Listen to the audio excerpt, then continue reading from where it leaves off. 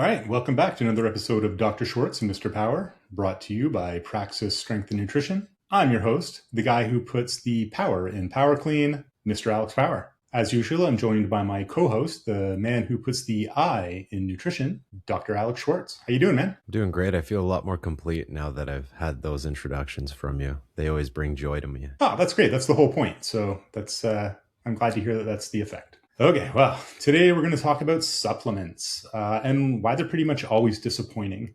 Put a finer point on it. Why do supplements almost always suck? We're going to go a little bit beyond the usual narrative around the supplement industry not being well regulated and that being the source of, why they're not great.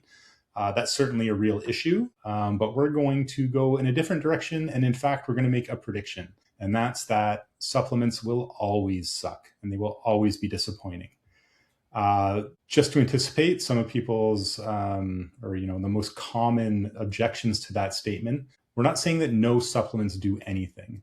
What we're going to talk about specifically is that supplements will never have drug-like effects.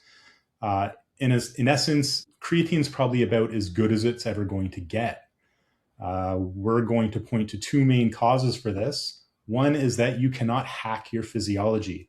There's a lot of talk these days about biohacking and treating your body as though it's the system that just needs a small tweak in order to set it off on a path to high performance and amazing results, and that some BS supplement's the thing that's going to get you there. The other thing is that, these aren't drugs. They can't have drug-like effects, so they're not drugs. But we'll get more into that. So before we get started, I'd like to remind everyone to like and subscribe. You can either follow us on YouTube, and our channel is at Praxis Strength and Nutrition. Or if you're listening to this on a podcast, like, subscribe, give us 5 stars. Apparently something about the algorithm, blah, blah, blah. But yeah, we really appreciate it. So now on to the good part. Dr. Schwartz is going to lead us off. So why don't you get into, clarifying a little bit what we mean about supplements. So when we're talking about supplements, we're talking about the things that the supplement industry wants you to think are drug-like. So we're excluding protein and oils, things like fish oil. Those are actually macronutrients. And what we're talking about are things that are essentially calorie-free, either because they're in fact devoid of any calories or because they're taken in such low quantities that any effect of them can't be attributed to calories. So an example of this, creatine has no caloric value. Likewise, something like citrulline, which is an essential amino acid, does have calories, but the doses used in research and practice are on the order of approximately 5 grams to 10 grams per day, or about 20 to 40 calories. So that's not really enough to matter for any effect on performance. Okay, yeah, I think that really gets at an important distinction, right? Like, I think that, I really like protein supplements, if only because they're, super convenient. Like, it's hard to top the convenience of those. If you just want to get your protein intake up a little bit, they're tough to beat, but it's just food, right? Like, there's no special medicinal quality, I guess. Does that make sense? Yeah. And some are much more delicious than others. Yeah, there's a lot of terrible proteins out there. I think that's, I don't know. I'm not sure why that is. I feel like the technology at this point, we should be able to get a better protein powder, something that actually tastes good. Although I've heard some people like them. I think they're almost all terrible. All right. I finally found, after years of searching, a brand that I absolutely enjoy, and it's a little more expensive, but I stick with it now, and it's the only thing I can stomach. Nice. Yeah, I feel like after the number of years I've been using these to fill gaps, I really struggle to enjoy any of them, and it's just, they actually almost are medicinal in that I just sort of choke them down when I'm in a hurry, which I don't think is what they're going for when companies talk about the medicinal properties of their supplements. So I think that leads in nicely to what we want to get at, which is why don't they work, supplements, right? So the first thing is that, we've evolved, and this is what it comes down to. It's an evolutionary thing, and it's the core of the argument. And that's that we've evolved, a lot of mechanisms to prevent things like supplements or, I guess in their natural analogs, the thing that you would find in nature, like some random root or leaf that you eat, having major disruptive effects on our physiology. This is super important and underappreciated. You don't actually want to live in a world where, small molecules that you regularly encounter have major effects on your physiology. This would be a bad thing. And I don't know if it's a lack We of, wouldn't live. education, evolutionary thinking in sports science or, nutrition that is why I've never really heard it framed this way. But I don't know, it shouldn't be so unobvious. If we didn't evolve these attributes, you know, these abilities to cope with, random small molecules, your life would be a lot more unpredictable, I guess. So Be fragile. there's, pardon me? It would be really fragile. Yeah, it would be fragile. It would be fragile and it would be erratic. And neither of those are things that Yeah. we want. Stressful. Yeah. So okay, so there's a few things that your body has, like tools, right? And so the first tool is literally just your GI tract itself. So your stomach, we all know it's very acidic. It's a very low pH, and this does a pretty good job of destroying a lot of things that initially enter your body, especially peptides, which for those who don't know, and I think maybe we could take a second to discuss what a peptide is because we're going to talk about it later. And it gets a lot of play both in, when people discuss drugs or the, GLP-1s are a group of peptides, and so are, the so-called SARMs, the selective androgen receptor modulators, which we should probably do an episode on.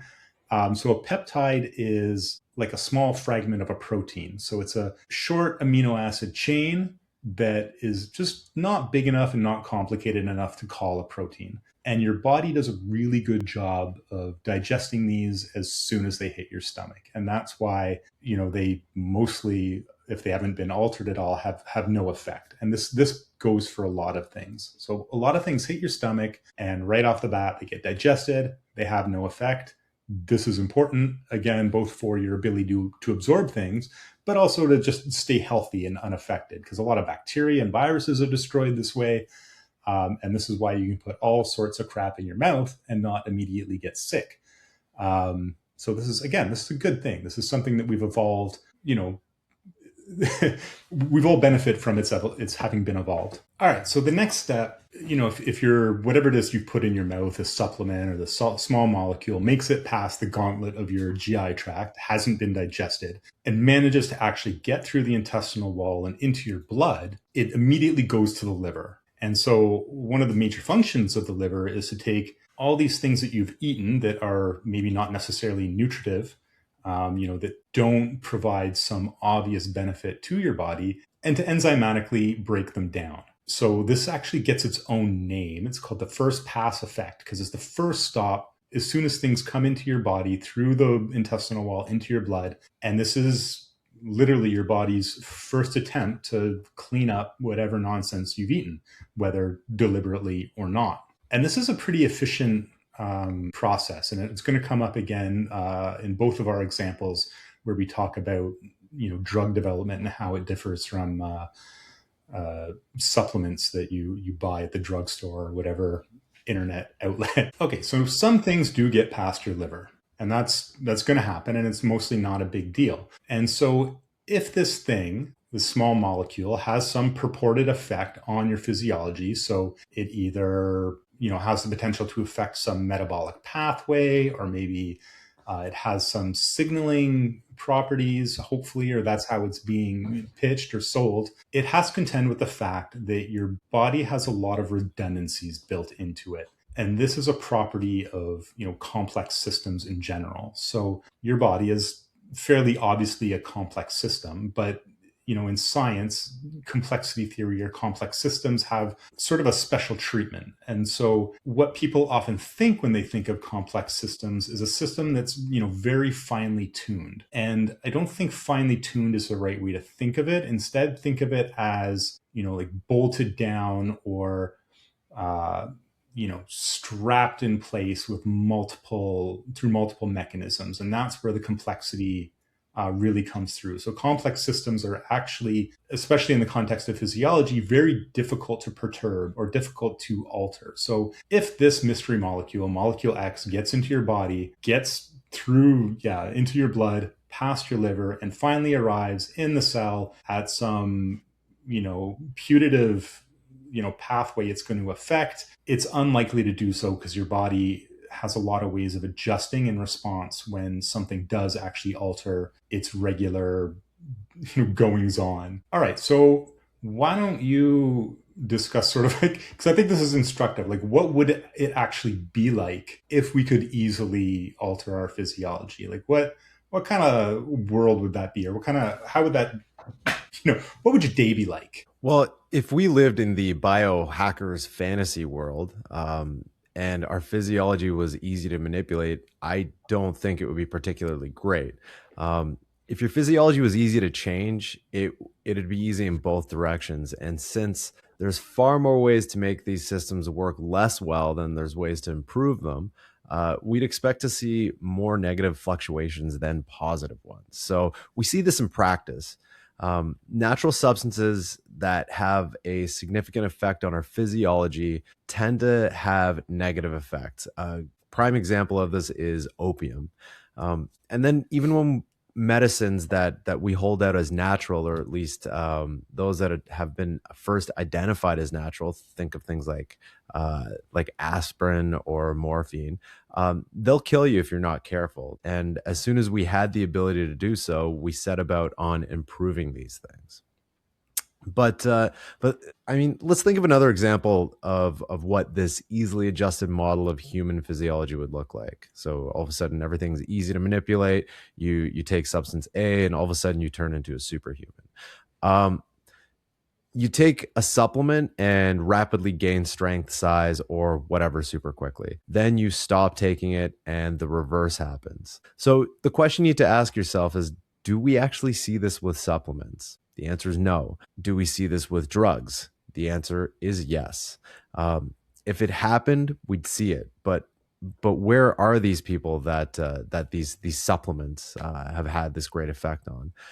They're online. They're probably taking steroids, and there's just no way to verify that their claims about the claims about supplement A having this magical effect are actually real, and they're not just from the pharmaceutical cornucopia that they're putting into their bodies. And as per previous points, most of these major changes would end up just being adverse outcomes. So you could take a supplement and then you'd lose tons of muscle. I mean, so I guess the question then, with us dunking on supplements, is why won't they improve? Yeah, I mean, I think you said it, right? Like, where are these people? And when you look at the supplement that we all know to be the most effective, like the most, efficacious, researched, probably one of the most widely taken, non-protein supplements to date, creatine. And, people take it. Sometimes they gain a little bit of weight, they gain a little bit of muscle, and they stop taking it. And you slowly lose the small amount of water you are holding. And it's not dramatic either way. It's not rapid either way. Apart from the little bit of water you gain in the first, week to 2 weeks, maybe even less. And it's just like, where is it? It just isn't happening, right? You just don't see these wild effects. Mm-hmm. And it is legitimately a good supplement. It's a supplement, but it is one, like you said, that has been studied so much and is shown to have the modest effects that it has. But again, even if you stop taking it, it's not like you're going to deflate. Like, let's say you just stop taking steroids cold turkey after cycling in grams for years. You're going to see a real change very quickly. So that's the best supplement, I would say.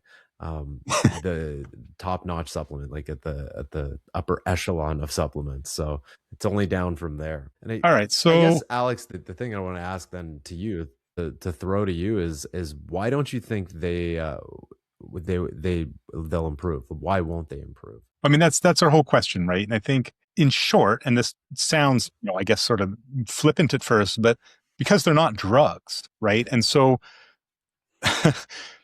that seems obvious, but what are drugs and what's the difference? And so, people like to point to, you mentioned them before, aspirin or morphine, or, atropine is another one that fewer people are familiar with. But if you ever took a pharmacology class, it's one of these things that, all three of those are basically extracted directly from a plant and they have drug-like effects. The thing is, most of these drugs actually have sort of underwhelming effects. And when the effects do become apparent, they're actually pretty negative. So all three of those drugs have a pretty short half-life. They all have a fairly narrow therapeutic range. So meaning, you take a little bit, it has an effect, but pretty quickly as you increase dose, it, causes major problems. All three of them will kill you at higher doses that are actually fairly easy to get to. Um, and so what we do when we develop drugs is we set about addressing some of the shortcomings. So, you look to increase the half-life of the drug, which allows you to take less of it less frequently, and also tends to, reduce side effects because you don't get this wild, the big fluctuations in the concentration in your body. We tend to modify the structure of the molecule to make it to come up with something new that has fewer side effects. And in fact, when you look at aspirin, one of the first things, we did when you had modern pharmacology and modern organic chemists working on it was develop Tylenol, acetaminophen, which was devised as a something with similar effects, but with fewer negative side effects and a much better safety profile. And it succeeded in all of those. So I think there's two good examples, and these are the two we're going to talk about because they best exemplify what I think most gym goers are looking for. And that's, GLP-1 agonists and steroids, by which I mean, anabolic androgenic steroids, not, glucocorticoids or, something you would take for inflammation because, the one, steroids, gives you mega muscles. And the other improves body composition in the other direction by reducing the amount of adipose tissue people carry. So I'm going to put to you the GLP-1 because I think you're the more appropriate one to speak to this and go through its development to show how this thing, which is this endogenous this peptide hormone in our body that if you just extracted it from something, you could argue it's a supplement and take it as such. But what we're taking as GLP-1 drugs are in fact bear very little resemblance anymore to the original, molecule found in nature. So take it away, Schwartz. Yeah, so I mean, there's other peptides I could think of too, but GLP-1's a good one. Or glucagon like peptide one. We also insulin's a great one. I remember, one question you always talked about. This is prior to GLP-1 being really the more interesting, or more. No, I'm not saying more interesting. I don't want to insult any insulin heads who've been following Benting and Best for a long time. But insulin, the question was always, why can't you just take insulin orally if you're a diabetic? And it's for the same reasons. Glucagon-like peptide 1 was identified in the 80s. It's this really, it's this hormone, and we had a great episode on this recently. That's secreted by the L cells of your intestines, and it's stimulated immediately after eating. And it tells your brain to basically stop eating and pump the brakes. It tells your gut to slow down absorption, and it also helps release insulin so that you can manage some of the glucose that's been put into your blood after digestion. So it's it really is a very interesting target therapeutic that, as if you tune into our previous episode on this, you'll learn has got some interesting effects. Now, the research was done on Gila monsters whose saliva is venomous. This was the original research. And we slowly started looking at it with humans. I remember looking at it in humans, specifically in the lab. And the first drug was released in 2005, which would have been around the time I would have only started learning about the drug. And it has a very short half-life. And the drug was liraglutide, and it had more unpleasant side effects. Just an anecdote to this as well. I always remember GLP-1. We'd measure multiple appetite hormones. So we'd measure leptin, peptide YY, amongst others. And GLP-1 was always the one that was a little more annoying because we had to take more blood samples over a shorter period of time over the initial, normally it's 30, 60 minutes, that kind of thing. We had to do 10, 15-minute time points. Otherwise, we'd miss the spike and the drop that we saw with GLP-1. So I just remember there being a lot more blood samples specifically because of GLP-1. 2005 was the first release, as I was saying, but now there's over half a dozen iterations of GLP-1 agonists, and we don't need to do a deep dive into it because, as I said, we already did. And they can't be taken orally. And again, this is the same reason as why insulin can't be taken orally. Peptides are easily digested in the gut, as you were talking about, Alex, without any kind of a protective coating. So they have to be injected, and so it stops being a supplement. Subsequent iterations have allowed the drug to last a lot longer in the body. It leads to fewer side effects. And as I said, with my personal experience with GLP-1, endogenous GLP-1 agonists, they're broken down very rapidly.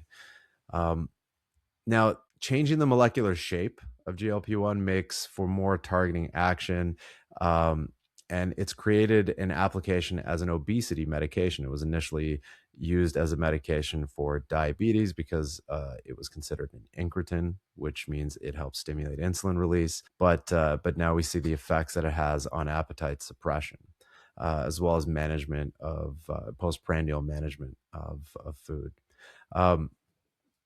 Now, the effective dose is orders of magnitude above any natural endogenous level, which Alex, you'll speak to with steroids as well, anabolic steroids. And this is necessary to get around your body's attempts to regulate itself. No supplement's going to do this. So just end of story there. This is not a supplement. In the spirit of keeping things at supraphysiological levels above what your body can endogenously produce, Alex, why don't you talk to us a little bit more about steroids, anabolic steroids? Yeah. So before I do that, I just want to take a little side story, if I might. So when I was a kid, and I guess honestly still now, I just love nature stuff, right? And I would read all these nature books, and just animals were really my thing. Like, I think maybe 75% of kids, I wanted to be a veterinarian or to, do something with like biology in the macro animal level. And one of my trivia I remember really well from when I was a kid was that Gila monsters were one of the, I think at the time, I thought they were the only venomous lizard. This isn't true. And 7-year-old Alex would be, I guess, remiss to learn that he was incorrect and that varanids, so a number of monitor species, actually have, I believe, peptide-based venoms as well. Anyway, that's not super important, but, they say that podcasts, you should be, tell something about yourself so that people feel a connection to you. And so that's my attempt at that, I guess. If we ever have a trivia episode about our lives, that can be one of the questions. I don't know who'd play that game, but I was more of a Komodo dragon kid myself. Well, that is a varanid, and in fact does have venom in its saliva. It's a peptide too, I believe. Mm-hmm. Okay. Well, you said that I should talk about steroids and the parallels between that and supplements and their development. All right, let's do it. Mm-hmm. So, we did discuss this a bit in our previous episode on the steroid Olympics and the history of doping. So steroids were first synthesized in like 1935 independendly by 2 separate labs. And so this was, has clinical significance for people who've had, have hypogonadism or have had, injuries to the testicles and just their general understanding of physiology, right? And so they can be taken orally as opposed to peptides. They're, it's a fatty molecule. It's based off a cholesterol backbone and, dissolves quite easily through cell membranes and makes its way into the blood, pretty quickly. So that first effect is something that it's able to get past. Again, assuming we could treat it like a supplement and say that, this is something that we extracted from roosters, which I believe was the first place it was extracted from. So if you had enough roosters that you were willing to extract testosterone from, I guess you could argue that it's a supplement. Unfortunately, it is broken down by the liver very quickly. It doesn't last long in the body. And so, you're looking at half lives on the order of, I think, like, 30 to 60 minutes. So, this is something that you would Mhm. have to eat basically continuously in high doses in order to have an effect. And let's just imagine a world where this was practical and you had access to, large quantities of, I guess, testosterone in pill forms that you just took all day long. One of the things that Sounds terrible. ends up happening, assuming, again, once you get at a high enough level that you overwhelm the first pass effect, you end up at the third effect that we discussed, and that's that your body is pretty good at regulating where it wants to be. And sciencey types like to call this homeostasis. So as soon as testosterone levels start getting too high, your body will rapidly down regulate testosterone production, because essentially, and there's a few more steps than this, but the pituitary gland says, okay, testosterone's high, stop making testosterone. And so it rapidly Mhm. drops down until you can basically wipe out testosterone production. It gets very near zero if you just keep taking higher doses of testosterone. And so in order to get any sort of super physiological amounts of testosterone floating around your body, you have to first replace all of your natural testosterone production.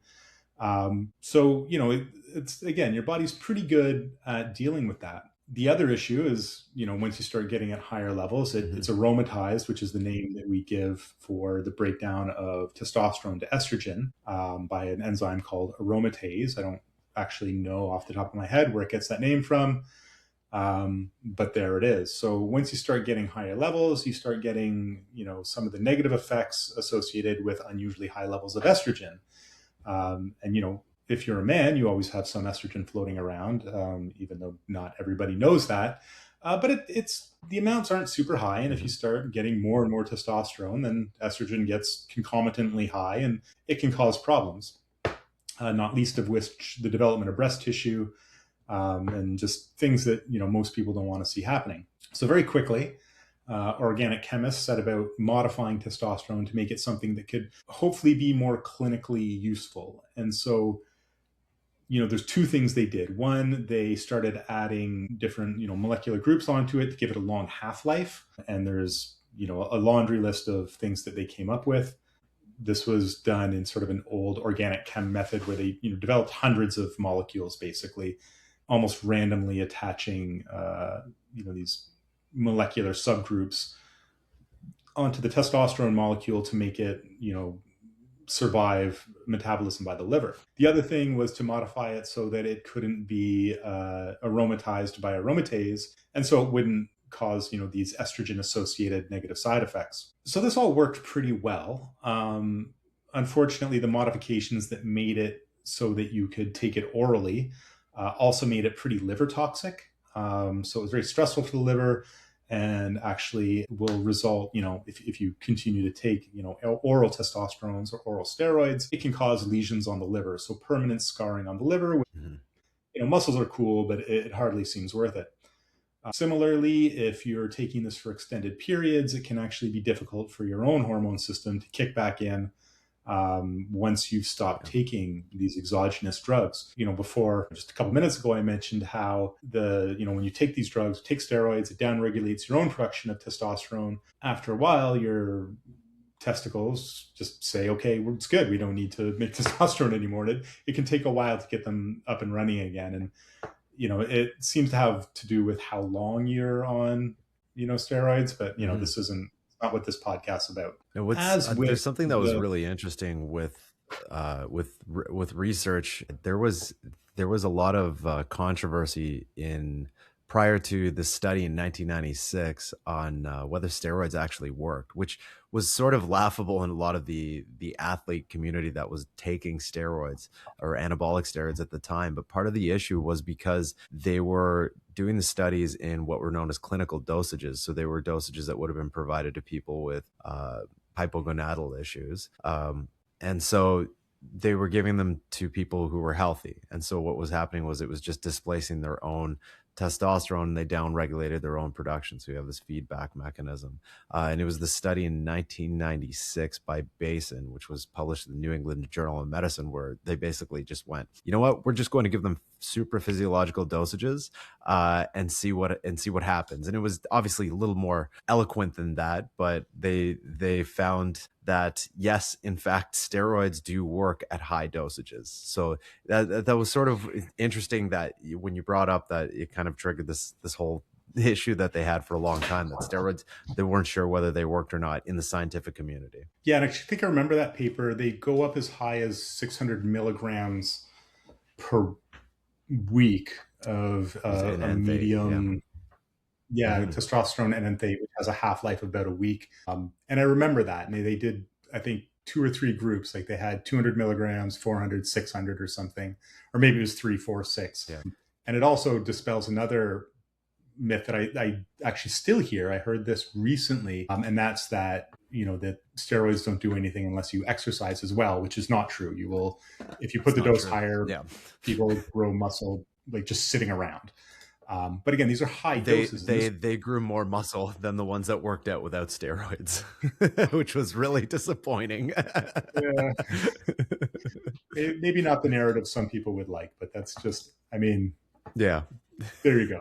And I think that that goes well with, what you were saying about GLP-1 where agonists, where you have to really crank the dose up. And so when you look at doses people take, recreationally, for lack of a better term, because not that many people are actually, or the number of people taking this, I guess, professionally for, career purposes is much lower than, the number of people who are just taking it at the gym for funsies. The effective dose is much higher than, your endogenous dose. So if you think of, when you look at how testosterone levels are measured, in normal endogenous in your body production, is measured in the morning and it drops off during the day. And so when you look at someone, the normal range, I think the reference range is between like 250 nanograms per deciliter and like 600 nanograms a deciliter, probably lower actually. I'm going from memory here, so don't send me angry emails. But if you take that same dose exogenously with a injectable drug, the effective dose is actually higher because the area under the curve, so the amount of time that this spends floating around, because it has a half-life of like a week, which is the most common half-life for things like hormone replacement therapy. The area under the curve, so the dosage on the y-axis and time on the x-axis ends up at a higher dose over the course of a week than you would typically have with your endogenous production. But when people want to take this for mega muscle purposes, the effective doses again easily approach 10 times what you would normally get in your body to have these big doses. And so no supplement's going to do that. Even if you had a supplement that effectively increased testosterone levels, and to my knowledge none do, it would have to do so through some either down regulating estrogen or one of these feedback tools. And even that, I think it's pretty dubious to think that it would have a real effect. It would have to just absolutely crank up testosterone levels, and there's no evidence your body can even do that, right? Like, short of having a pituitary tumor or a tumor that is creating its own hormones, which is a real thing and causes real problems, there's no way for your testicles to crank out 3-5 times as much testosterone as they do. Like, no supplement. Like, it's hard to explain how improbable that is. Well, the whole reason that they downregulate is because they're getting this exogenous supply that's so huge and they can't possibly produce that. So it's not like your testicles are actively thinking, but let's say, for example, they go, okay, this is great, this is a lot less work. If I just kind of shut down shop because I'm getting way more somewhere else, they're not going to themselves be able to ever produce that much, like you said, and no supplement's going to stimulate them to produce that. No, they have an operating range, right? Like, they didn't evolve to make triple your normal testosterone, 10 times your normal testosterone. If they did, they would, and they don't. Like, it's hard to, it seems sort of like a post hoc logic, but I mean, that's kind of how evolution works, right? Like you've evolved what you've evolved because of history. Like your current body's function is a testament to what happened to, millions of generations leading to now, which is, what makes, so many of these diet approaches, the carnivore diet, or what was the one before that? Remember the The caveman diet, which was caveman diet. I don't yeah, say the Cro-Magnon. Cro-Magnon diet. I mean, are we which period are we talking about here? Is it The Paleolithic, Australopithecal Neolithic? diet. There's But none of those, I they're mean, great. we know that. Well, it's just like eating. A lot of that diet was just like, yeah, just eat fruits, vegetables, and lean meats. Yeah, caveman. I was like, you mean eat healthy? Great, thanks for the advice. You can call it whatever you want. But I mean, it led to stupid conclusions, and it's based on incorrect knowledge of the past. Like, we know what we ate in the past because we can look at our biology now. We have, omnivorous animals' teeth. We have an omnivorous intestinal tract, and we have an enzymatic system that reflects an omnivorous diet. So we were omnivores. And at least now we're not, living till maybe 30 if we're lucky. So there's that important aspect of it. All right. So I'm not sure for all the listeners here, we've had a lot of technical difficulties in this recording. So hopefully, I believe you can't see me anymore, but that's fine. Nobody needs to see me. We're just going to keep pushing through with audio. All right. Yeah. We're missing 50% of the handsomeness. Oh, no. But also 50% of the ugliness. So there's that. All right. So I think we're at the point now where we can kind of summarize what we've said. So I'm going to start with the first part, and that's that your body is pretty tamper-proof, right? Like, we've evolved all these systems so as not to be hacked. Your body doesn't want to make huge excursions from its normal function. It doesn't want to gain tons of muscle for no reason.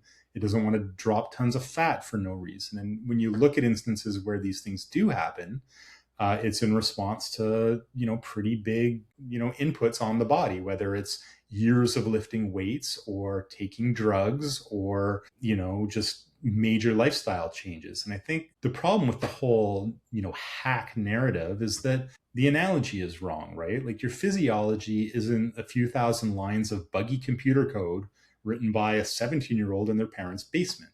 It's millions of years of field-tested, battle-hardened survival machinery. In evolution, easily disrupted systems lead to unhappy endings. Like, you don't want a physiology that's easily perturbed. So yeah, I don't know. Like, I don't know. Do you have anything you want to say there? I mean, reliably affecting your physiology like drugs try to do requires a lot of effort. Effort on the part of scientists to develop optimized molecules, effort in developing delivery systems, and finally they often require sledgehammer doses. So going into your supplement store and getting that new BCAA with the added je ne sais quoi of caffeine isn't going to turn you into a superhuman.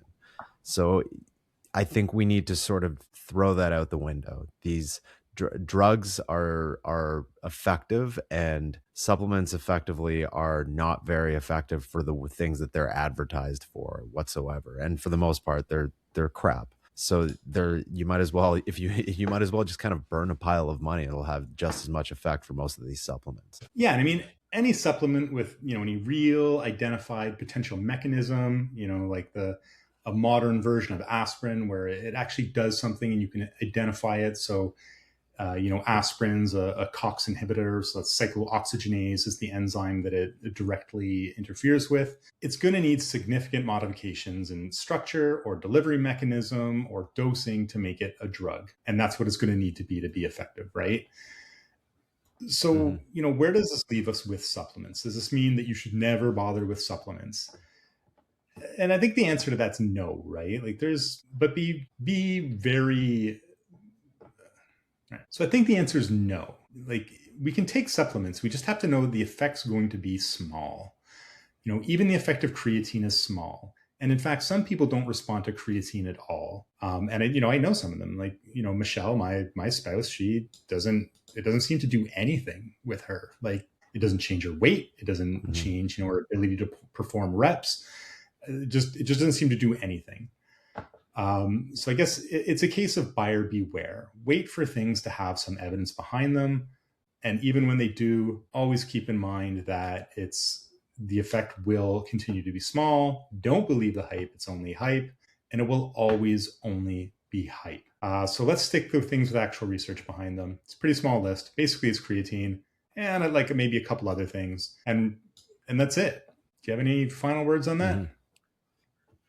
Yeah, when you say the other things, some of the other things might include, let's say you have some sort of deficiency and you can take, you're recommended because of this deficiency that you have to take a supplement with it. So one thing in mind, if it's something that might not be easily fixed through nutrition, one thing I always like to think of, if you're very low on iron, sometimes they'll recommend iron supplementation. A physician will recommend it along with taking vitamin C, which will help increase iron absorption. But again, these are circumstances where that would be required. Yeah. So if you've been diagnosed by a physician, not by some trainer who ordered labs, because apparently that's a thing now.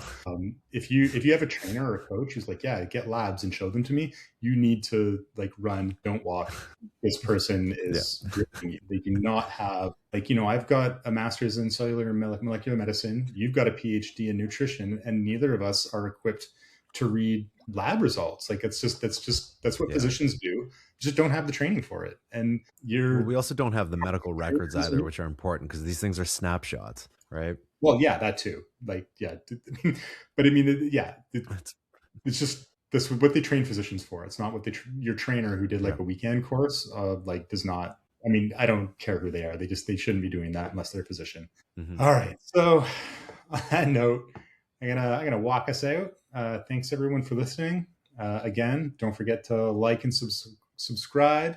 We think you're the best. Show us your love. If you're interested in remote nutrition or strength coaching, you can go to our website, praxispn.com, or you can message us on Instagram at Praxis Strength and Nutrition, or our YouTube channel, or whatever. But either way, have a great weekend. See you next week, and that's it.